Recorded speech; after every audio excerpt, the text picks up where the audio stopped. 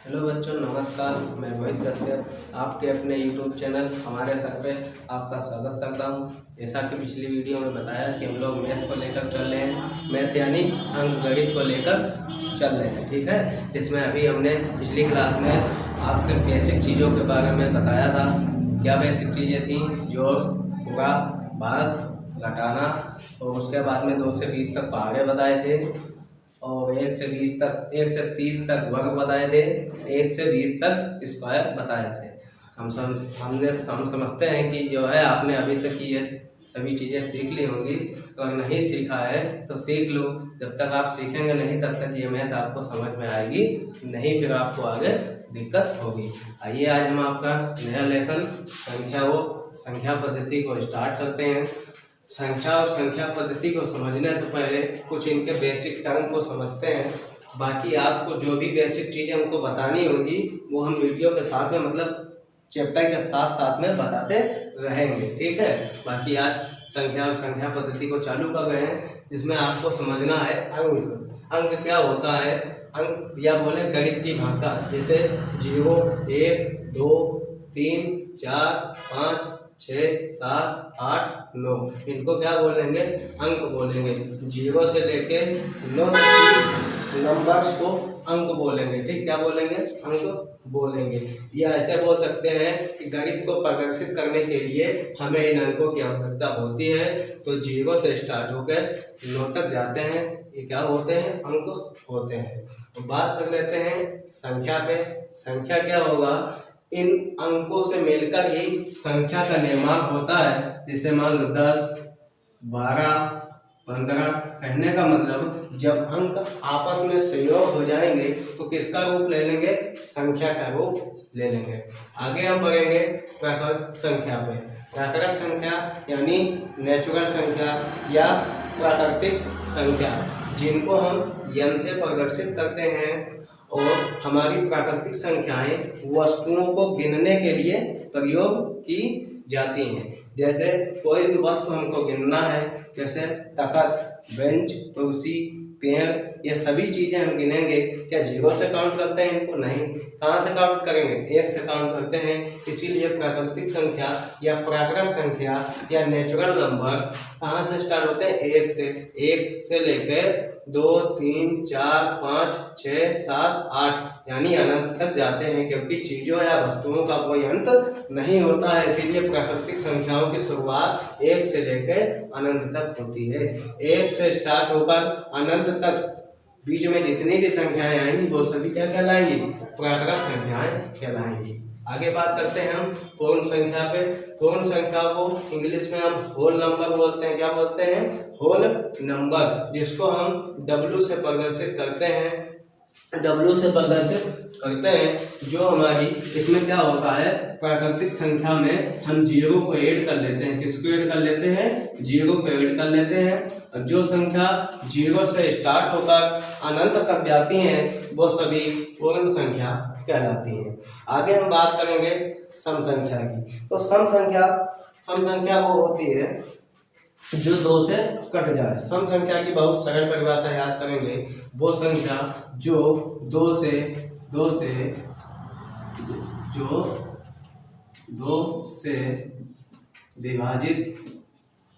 विभाजित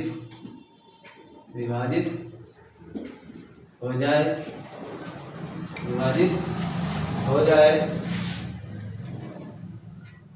या कट जाए। ठीक है, एग्जाम्पल में ले लेते हैं। 2, 4, 6, 8, 10, 500, 400।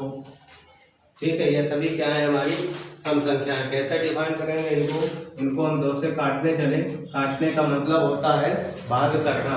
2 से काटेंगे तो कट जाएगा ना, 2 एकम 2। इसको 2 से काटेंगे, 2 दूना 4। जितनी भी संख्याएं 2 से कट जाएंगी वो सभी संख्या क्या हो जाएंगी? सम संख्या हो जाएंगी। ठीक है, 2 से काटेंगे, देखो 2 3 6, 2 से काटेंगे 2 चक्कू 8। तो ये सभी संख्याएं कैसी हैं? बोलो, ये सभी संख्याएं हैं सम संख्या। सम संख्या क्या होती है? जो 2 से कट जाए। किसी भी काट लो, 2 से काटोगे 2 दूना 4, 1 बचता है 2 पंचे 10, 0 का 0। इसको भी 2 से काटोगे कट जाएगा, 2 दूना 4, 0 का 0। यानी फिर बता रहे हैं सम संख्या है जो 2 से कट जाए। बात कर लेते हैं आगे विषम संख्याओं पे। विषम संख्याओं में भी छोटी सी परिभाषा याद रखना है। वो संख्या जो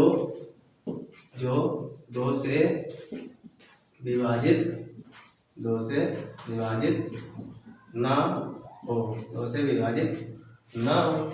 जैसे 1, 3, 5, 7, 9, 11, 13 इनमें से कोई भी संख्या को काटोगे क्या ये 2 से कटेगी? ये कोई भी संख्या 2 से नहीं कटेंगी। कटने का मतलब पूरी भाग हो जाए, इनमें कोई शेष नहीं बचना चाहिए। इससे काटेंगे 2 1 कम 2, लेकिन एक शेषफल बच रहा है, इसीलिए संख्या क्या है? ये संख्या 2 से नहीं कट गई है, इसीलिए इसको विषम संख्या बोलेंगे। ठीक है। पूर्णांक की बात कर लेते हैं। पूर्णांक में क्या होता है? पूर्णांक में ऐसा मान लो कि जितनी भी संख्याएं हैं, चाहे वो नेगेटिव में हो, पॉजिटिव में हो या 0 हो, वो सभी को पूर्णांक बोलते हैं। हम ऐसा बोल सकते हैं कि -1, -2, -3 या 0 या +1, +2, +3, इन सभी संख्याओं का ग्रुप क्या होगा? पूर्णांक कहलाएगा। ठीक है। बात कर लेते हैं अभाज्य संख्या। अभाज्य संख्या क्या होती है? अभाज्य संख्या वो होती है जैसे जो स्वयं से कट जाए, यानी जो भी संख्या हो उससे कटे या 1 से कट जाए। जैसे कोई भी संख्या ले लो, हमने संख्या ले ली 13 को अगर हम भाग करना चाहेंगे तो पहले तो 1 से काटेंगे, ये कट जाएगी। उसके बाद किसी भी संख्या से काटो, 2 से काटो, क्या कटेगी? नहीं कटेगी। 3 से काटोगे, 3 से भी नहीं कटेगी। अभी अगर सिर्फ कटेगी तो किससे कटेगी? 13 से कटेगी। ऐसी संख्याओं का समूह जो स्वयं से कट जाए या 1 से कट जाए, उनको क्या बोलेंगे? अभाज्य संख्या बोलेंगे। इतनी बात समझ में आ गई होगी। आगे बात कर लेते हैं भाज्य संख्या पे। भाज्य संख्या वो होती है जैसे कोई भी संख्या लिख लो, मान लो संख्या लिखी है 26, ठीक है। इसको अगर भाग करेंगे, भाग का मतलब होता है काटना। जैसे 1 से इसको काटेंगे, 1 का पारा पड़ेंगे, भैया कट जाएगी। उसके बाद हम 2 से काटने की कोशिश करेंगे, 2 से भी कट जाएगी। उसके बाद क्या 4 से कटेगी? 4 से नहीं कटेगी। तो फिर 26 से काटेंगे। किससे काटेंगे? 26 से काटेंगे। यानी ये संख्या देखो 1 से कट रही है, 2 से कट रही है, 26 से भी कट रही है। यानी वो संख्या जो स्वयं से और भी किसी अन्य संख्या से और 1 से भी कट जाए तो वो क्या हो जाएगी? वो संख्याएं भाज्य संख्या कहलाएंगी। जैसे कोई और एग्जाम्पल ले लो, 12। इसको काटेंगे तो किससे कटेगी? ये देखो 1 से कटेगी, 2 से कटेगी, 3 से कटेगी, 4 से कटेगी, 12 से कटेगी। तो ऐसी संख्याओं का समूह जो कई संख्याओं से विभाजित हो जाए, जो कई संख्याओं से विभाजित है, ये 6 से भी कट जाएगी। तो ऐसी संख्याओं का समूह जो कई संख्याओं से विभाजित हो जाए, उन संख्याओं को भाज्य संख्या कहते हैं। अभाज्य भाज्य में बहुत बड़ा कंफ्यूजन होता है, याद रखना। अभाज्य वो संख्या जो स्वयं से कट जाए और 1 से कट जाए, वो अभाज्य संख्या होगी। भाज्य संख्या जो स्वयं से तो कटेगी, 1 से भी कटेगी और अन्य संख्याओं से भी कट जाए तो क्या हो जाएगी? भाज्य संख्या हो जाएगी। ठीक है। इतनी बात आपको समझ में आ गई होगी। आगे बात कर लेते हैं सहभाज्य संख्याएं। सहभाज्य संख्याएं वो होती हैं यानी ऐसी संख्याओं का समूह जिनका मासा क्या होना चाहिए? 1 होना चाहिए। जिनका मासा 1 होना चाहिए। एग्जाम्पल में हमने सहभाज्य संख्याएं 3 और 4 ले ली हैं। इनका मासा निकालना होगा। इनका मासा 1 आना चाहिए। मासा कैसे निकालते हैं? छोटी संख्या से बड़ी संख्या को भाग करके। छोटी संख्या से बड़ी को भाग करेंगे तो 3 एक कम 3 जाएगा, ये बचेगा क्या? 1। अब मासा निकालने में क्या होता है? नॉर्मल डिवीजन नहीं होता है, नॉर्मल भाग नहीं होता है। इसी वाली संख्या को आगे पलट के उतार लेते हैं तो 3 लिखेंगे, 1 से 3 को काटेंगे, 1 3 आएगा। यानी इसका मासा क्या आ गया? 1 आ गया। जिन दो संख्याओं का समूह जिनका मासा 1 हो जाए वो संख्याएं क्या कहलाएंगी? सहभाज्य संख्याएं कहलाएंगी। बात कर लेते हैं परिमेय संख्याएं की। किसकी? परिमेय संख्या हम बोल सकते हैं कि जो भिन्न के रूप में हो या a/b के रूप में हो। कोई भी संख्या हो जो बटे में लिखी हो, यानी एक अंक ऊपर हो, एक अंक नीचे हो, जिसमें b बराबर कभी 0, नहीं हो सकता है। क्या b बराबर 0 नहीं हो सकता है। अब कोई भी संख्या ले लो, जैसे संख्या ले ली 2, तो कोई भी संख्या, जैसे सभी प्राकृतिक संख्याएं, ये सभी क्या होंगी, ये सभी परिमेय संख्याएं होंगी। क्यों? क्योंकि कोई भी संख्या के नीचे बटे में 1 ऑटोमेटिक होता ही होता है। ठीक है, सिर्फ यहाँ पे 0 नहीं हो सकता है, इसीलिए ये b बराबर 0 नहीं होगा। जो भी संख्या a और b के रूप में लिखी हो वो सभी परिमेय संख्याएं होंगी। सभी प्राकृतिक संख्याएं, कौन सी संख्याएं? सभी प्राकृतिक संख्याएं भी परिमेय संख्याएं होंगी। इतनी बात आपको समझ में आ गई होगी। इतनी बात आपको अब समझ में आ गई होगी। बात कर लेते हैं हम लोग बड़ी से बड़ी संख्या की। किसकी? बड़ी से बड़ी संख्या की। तो हमारे अंक अभी हमने बताए थे अंक। तो अगर हम बड़ी से बड़ी संख्या निकालना चाहेंगे तो 0 से लेकर स्टार्ट 9 तक हमने बताए हमारे अंक होते हैं, जिसमें सबसे बड़ा अंक अगर बात करेंगे तो क्या आएगा? 9 आएगा। अगर एक अंक की, क्या पूछे? अगर एक अंक की सबसे बड़ी संख्या, एक अंक की सबसे बड़ी, एक अंक की सबसे बड़ी संख्या पूछे तो क्या आएगा? 9 आएगा। इतना याद रखना आप लोग। ठीक, आगे अगर 2 अंक की पूछे तो क्या करना है? इसी 9 को डबल कर देना है, यानी 2 बार 9 लिख देना है। ये हमारी क्या बन जाएगी? बड़ी से बड़ी संख्या। क्वेश्चन आता है सीधे सीधे, एक अंक की सबसे बड़ी संख्या 9, 2 अंक की 99, तो 3 अंक की पूछ दे तो क्या करोगे? बताओ, 3 बार 9 लिख देंगे। 4 की पूछ दे तो क्या करोगे? बोलो, 4 बार 9 लिख देंगे। कितनी बार 9 लिख देंगे? 4 बार 9 लिख देंगे। अब बात कर लेते हैं छोटी से छोटी संख्या, छोटी से छोटी संख्या। ठीक है, अगर छोटी से छोटी संख्या की बात करेंगे तो सबसे छोटी संख्या 1 मानी गई है। क्या मानी गई? 1। और अगर एक अंक की सबसे छोटी संख्या मानी जाती है, क्या मानी जाती है? एक अंक की सबसे छोटी संख्या क्या होती है? 1।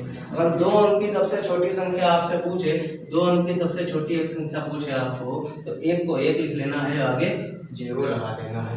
ये क्या हो जाएगी? 2 अंक की सबसे छोटी संख्या हो जाएगी। अगर 3 अंक की सबसे छोटी संख्या पूछे तो क्या करना है? 1 को उतारना है, 1 अंक ये और 2 0 लगा देना है, तो ये 3 अंक की सबसे छोटी संख्या हो जाएगी। मैं समझता हूँ कि आप इतना बेसिक कायदे से समझ गए होंगे। बाकी की आगे वीडियो हम बनाते रहेंगे, आपको समझाते रहेंगे। बाकी इतना तो आपको समझ में आ गया हो। अगर ना समझ आया तो फिर से समझा देते हैं, एक बार फिर से समझ लीजिए। क्या चालू किया था हम लोगों ने? नवोदय विद्यालय की। तो आपको पता है कि कक्षा 6 के लिए चल रही है प्रवेश परीक्षा के लिए तैयारी। तो पहला चैप्टर संख्या और संख्या पद्धति पर आ गए हैं, जिसमें आपको कुछ बेसिक टर्म से जान पहचान या रूप पर आ गए हैं। पहला आपका अंक हमने बताया 0 से लेकर 9 तक आएंगे। संख्या क्या होती है? अंकों का समूह क्या कहलाती है? संख्या कहलाती है। प्राकृतिक संख्या वस्तुओं को गिनने के लिए काम आती है। कोई भी वस्तु अपने आप में 0 नहीं होती है, इसीलिए 1 से गिनना पड़ता है। 1 2 3 1 2 3 4 मतलब लाइन से चलते हुए अंकों को क्या लास्ट तक जाएंगे तो क्या बोलेंगे? प्राकृतिक संख्या। यानी 1 से स्टार्ट होकर अनंत तक जो भी संख्याएं बीच में आएंगी वो सब प्राकृतिक संख्याएं होंगी। पूर्ण संख्या क्या होगा? प्राकृतिक संख्याओं में ही 0 को ऐड कर लेते हैं और उनको पूर्ण संख्या बोलते हैं। क्या बोलते हैं? पूर्ण संख्या, जिनको इंग्लिश में होल नंबर बोलते हैं, W से प्रदर्शित करते हैं। आगे सम संख्या की बात करेंगे। सम संख्या जो 2 से विभाजित हो जाए या कट जाए। विभाजित का मतलब यहाँ पे कोई नया टर्म नहीं है, ये आप समझ लेना। विभाजित का मतलब भाग है। क्या है? भाग है। भाग या कट जाए बोले तो समझ लेना विभाजित की बात हो रही है। तो ऐसी संख्या जो 2 से कट जाए वो सभी किस में पहुंच जाएंगे? सम संख्याओं में। विषम की बात करेंगे। विषम संख्या वो जो 2 से विभाजित ना हो।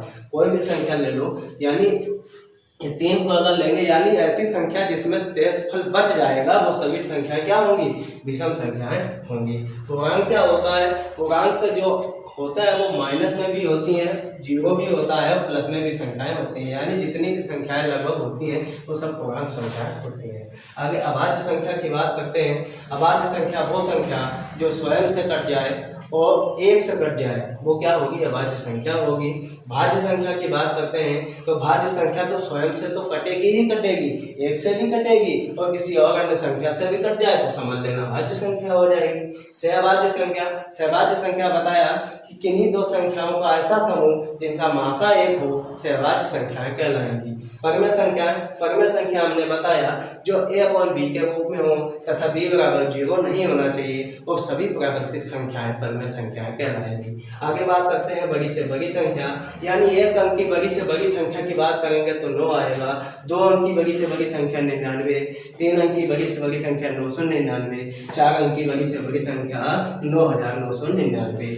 और छोटी से छोटी संख्या की बात करेंगे, सबसे छोटा अंक 1 को माना गया है। दूसरी संख्या अगर छोटी से छोटी लिखनी हो तो क्या करेंगे, 1 को ऐसे उतारेंगे और 0 लगा देंगे आगे, तो क्या हो जाएगा, ये आ जाएगा छोटी से छोटी संख्या 2 अंकों की। आगे 3 अंकों की पूछे तो 100 आ जाएगा, यानी 1 लिख के 3 जगह लगाना है, 2 जगह लगाना है। 4 अंकों की पूछे तो क्या करना है, 1 लिख के 3 जगह लगाना है। आज के लिए इतना ही, धन्यवाद।